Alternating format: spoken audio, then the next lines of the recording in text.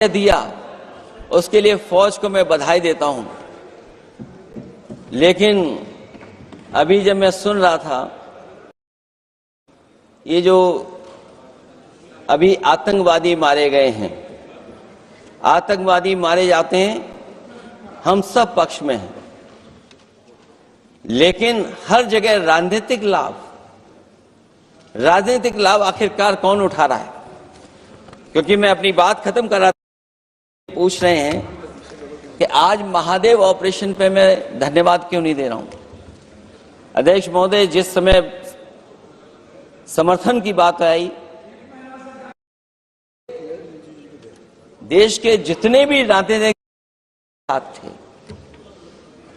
आखिरकार इनकाउंटर कल ही क्यों हुआ?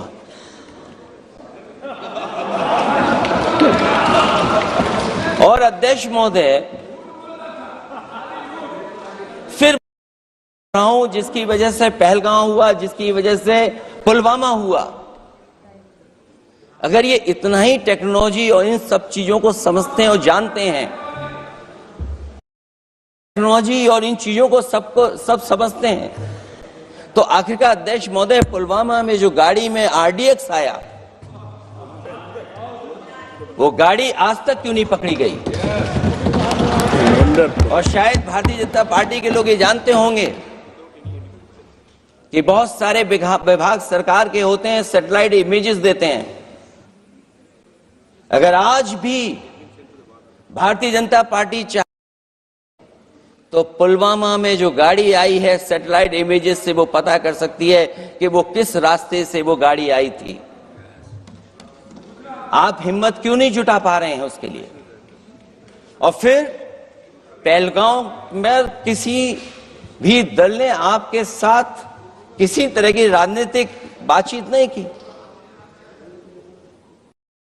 राजनीतिक लाभ आपने कांग्रेस पार्टी से भी उठाने की कोशिश की, हमारे से भी उठाने की कोशिश की।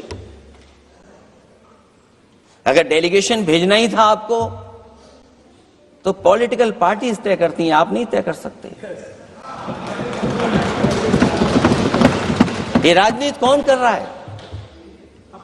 और फिर अध्यक्ष महोदय, राजनीति करने वाले वो लोग जो अपने चुनावी भाषण में कह रहे थे कि POK हम 6 महीने में ले लेंगे, हम अक्साई चिन्ह ले लेंगे। इसीलिए मैंने सवाल पूछा अध्यक्ष महोदय सरकार से कि जिस समय सरकार में भारतीय जनता पार्टी आई, उस समय भारत का क्षेत्रफल क्या था और भारत का क्षेत्रफल आज क्या है? क्या 5 फिंगर्स, पेंगोंग लेक, गलवान घाटी, रजांगला, उसका जवाब किसके पास है? सरकार के पास है क्या कि नहीं है? और मैं आज अध्यक्ष महोदय कहता हूं, हम वॉर के खिलाफ हैं, हम वॉर नहीं चाहते हैं, लेकिन रहे, हमारा कोई इंक्रोचमेंट नहीं करे। झगड़ा मैं आज भी कहता हूं, आपको जो लड़ाई हुई है वो पाकिस्तान से आप नहीं लड़े हैं। अध्यक्ष महोदय, आप कितना भी छिपाना चाहोगे, कोई भी स्वीकार नहीं करेगा। ये जो लड़ाई लड़ी गई है, ये आपको चीन से लड़नी पड़ी थी। और जो समय आप बताते हैं कि इस समय से इस समय तक हमारी एयरफोर्स हमला किया, टेररिस्ट लोगों के तमाम सेंटर्स को खत्म किया है, तो हमारे मन में भी एक इच्छा आती है कि हमारे सबसे बेहतरीन एयरक्राफ्ट जो नींबू और मिर्च लगा करके जिनकी पूजा की गई थी, वो कितने उड़े थे? हम और सवाल नहीं पूछना चाहते हैं हम आपसे, मैं केवल इतना पूछना चाहता हूं कि जिन एयरक्राफ्टों को नींबू और मिर्च लगाकर के पूजा की गई थी, वो एयरक्राफ्ट कितने उड़े थे? हमें अपनी पूरी एयरफोर्स पे गर्व है। इतने बेहतरीन पायलट किसी के पास नहीं है जितने बेहतरीन और हम समाजवादी वो लोग हैं जिन्होंने ऐसा इंफ्रास्ट्रक्चर सड़कों का बनाया था कि अगर हो तो आपका एयरक्राफ्ट वहां पर उतर जाएगा। और देश में पहली बार सुकोई, मिराज और हरकुलस पर उतारे थे तो वो समाजवादी पार्टी और हम लोगों ने सड़क पर उतारने का काम किया था। सही बात। और दूसरा, अध्यक्ष महोदय, मैं और जानकारी देना चाहता हूं।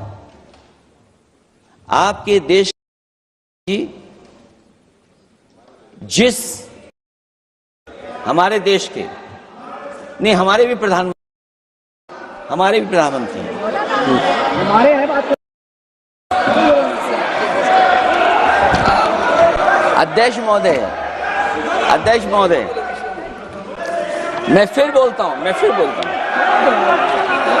अध्यक्ष महोदय, मैं तो आपको बहुत अच्छा मान रहा था कि आप ही मुझे बुलवा के गए थे। मैं फिर बोलता हूं, देखिए प्रधानमंत्री जी की लाइनें हैं ये वाली, मैं दुनिया को मनाने में लगा हूं, मेरा घर मुझसे रूठा जा रहा है। आखिरकार कौन रूठा हुआ है? इस देश में जो हमने देखा इतने दिनों में, प्रधानमंत्री जी डिफेंस मिनिस्टर का भी रोल प्ले कर रहे थे। इसलिए जिस पर हमारे देश के प्रधानमंत्री जी हरकुलस विमान से उतरे थे, वो हाईवे किसी ने डिजाइन किया था तो समाजवादी लोगों ने डिजाइन किया था।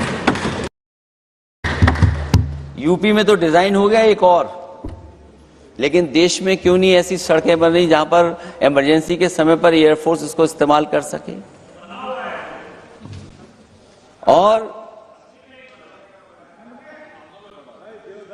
और बनाइए, मैं तो कहूंगा कि और बनाइए, मैं तो कह रहा हूं। और जिस तरीके से हमारी सेना ने जो मुकाबला किया है, सीज फायर के बाद भी ड्रोन आ रहे थे, ये भी सरकार को स्वीकार करना पड़ेगा।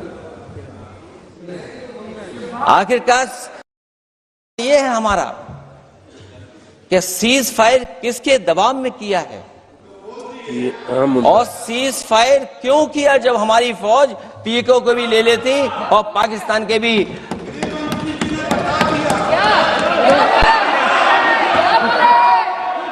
अध्यक्ष महोदय, सीज फायर आपके मंत्री जी ने नहीं किया, सीज फायर आपके मंत्री जी की तरफ से नहीं आया, क्योंकि हमारे मंत्री जी वो मीडिया को देखते नहीं हैं। सबसे पहले बात आई थी, आपको 1 घंटे बाद किसी ने पढ़ के बताया होगा।